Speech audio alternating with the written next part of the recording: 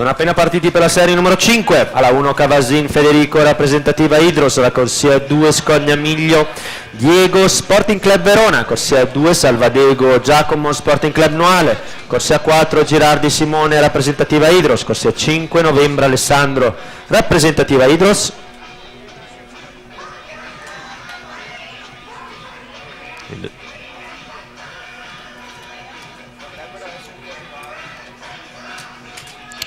Però